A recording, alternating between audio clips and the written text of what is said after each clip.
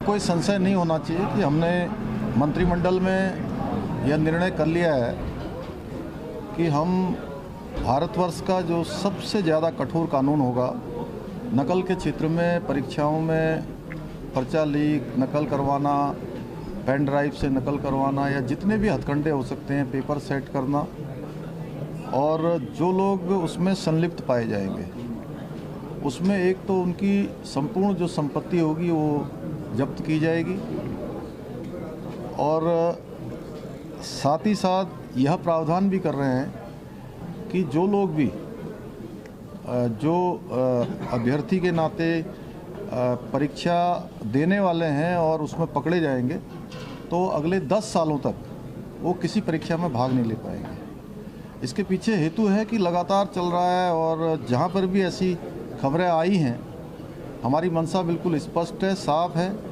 कि हम 1% का भी 0.01% का भी कोई भी इसमें समझौता नहीं करना चाहते।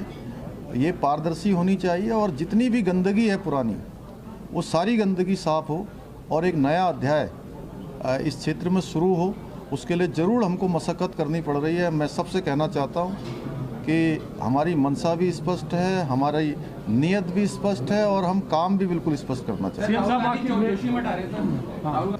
अभी आना जाना ये अलग विषय है, लेकिन सभी को इस समय एक तो उत्तराखंड के जोशीमठ की जो घटना है, जोशीमठ की घटना को लेकर पूरे उत्तराखंड के अंदर आने वाले लोग, देश भर के आने वाले लोग, उनमें कोई संदेह की स्थिति पैदा ना हो, ऐसा सभी जिम्मेदार लोगों को करना चाहिए कि जोशीमठ में मैं बार बार कह रहा हूँ कि 70% जो वहाँ का आम जनजीवन है वो सामान्य है। वहाँ की सब दुकानें खुली हुई हैं, सारे काम चल रहे हैं।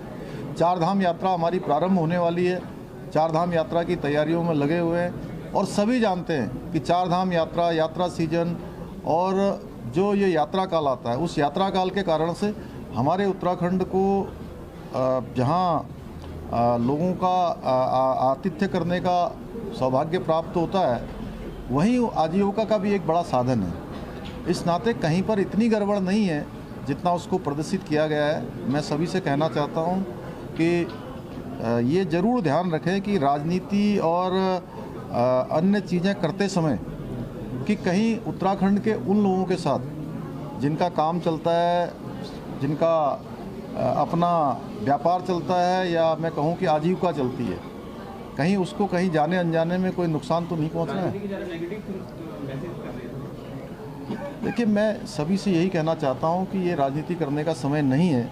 सब लोग सहयोग करें, हम सबका स्वागत करते हैं। हम कोई दलगत भावना से काम नहीं कर रहे हैं। सरकार जो भी काम कर रही है वहाँ पर सबको साथ में लेकर कर रही है, और वहाँ जिलाधिकारी के उसमें एक जो कमेटी हमने बनाई है, उस कमेटी में हमने सभी स्टेक होल्डरों को रखा है और उनके जो सुझाव आ रहे हैं, उनकी जो राय आ रही है, उसी के आधार पर हम आगे बढ़ेंगे। 8 संस्थान वहाँ पर काम कर रहे हैं और जैसे ही उनकी रिपोर्ट आएगी उसके आधार पर हम पुनर्वास इत्यादि की जो कार्रवाई है उसको ठोस रूप देने के लिए भी आगे बढ़ेंगे। नहीं, उनके सुझाव आए हैं और मैं उनका भी स्वागत करता हूं। अच्छा, उन्होंने चिंतन किया है और सारे हमारे वरिष्ठ लोग हैं और सभी ने अपने अपने विभिन्न क्षेत्रों में विधायिका के रूप में, समाज के क्षेत्र में, राजनीति के क्षेत्र में अपने अनुभव प्राप्त किए हैं।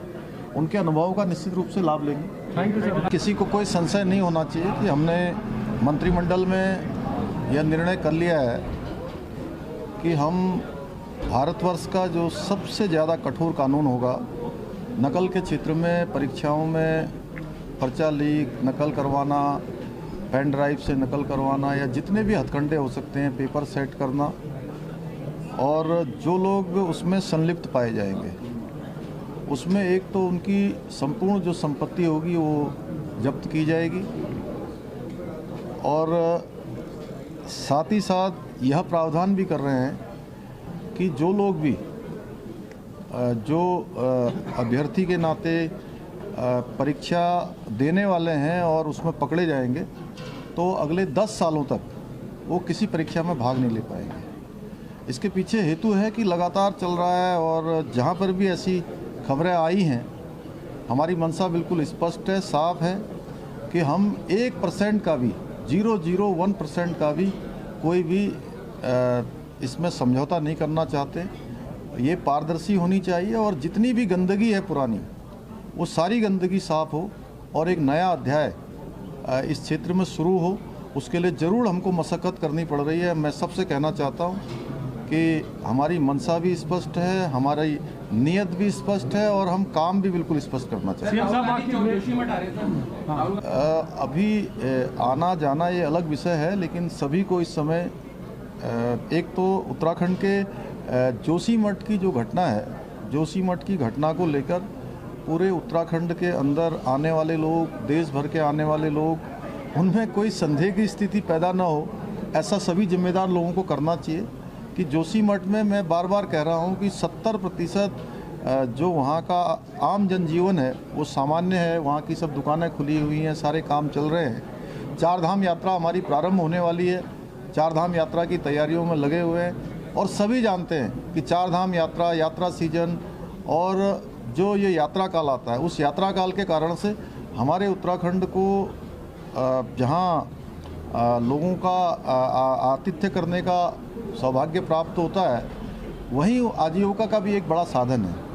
इस नाते कहीं पर इतनी गड़बड़ नहीं है जितना उसको प्रदर्शित किया गया है। मैं सभी से कहना चाहता हूं कि ये ज़रूर ध्यान रखें कि राजनीति और अन्य चीज़ें करते समय कि कहीं उत्तराखंड के उन लोगों के साथ जिनका काम चलता है, जिनका अपना व्यापार चलता है या मैं कहूं कि आजीविका चलती है, कहीं उसको कहीं जाने अनजाने में कोई नुकसान तो नहीं पहुंचना है। देखिए, मैं सभी से यही कहना चाहता हूं कि ये राजनीति करने का समय नहीं है। सब लोग सहयोग करें, हम सबका स्वागत करते हैं। हम कोई दलगत भावना से काम नहीं कर रहे हैं। सरकार जो भी काम कर रही है वहाँ पर सबको साथ में लेकर कर रही है और वहाँ जिलाधिकारी के उसमें एक जो कमेटी हमने बनाई है, उस कमेटी में हमने सभी स्टेक होल्डरों को रखा है और उनके जो सुझाव आ रहे हैं, उनकी जो राय आ रही है, उसी के आधार पर हम आगे बढ़ेंगे। 8 संस्थान वहाँ पर काम कर रहे हैं और जैसे ही उनकी रिपोर्ट आएगी उसके आधार पर हम पुनर्वास इत्यादि की जो कार्रवाई है उसको ठोस रूप देने के लिए भी आगे बढ़ेंगे। नहीं, उनके सुझाव आए हैं और मैं उनका भी स्वागत करता हूं। अच्छा उन्होंने चिंतन किया है और सारे हमारे वरिष्ठ लोग हैं और सभी ने अपने अपने विभिन्न क्षेत्रों में विधायिका के रूप में, समाज के क्षेत्र में, राजनीति के क्षेत्र में अपने अनुभव प्राप्त किए हैं। उनके अनुभवों का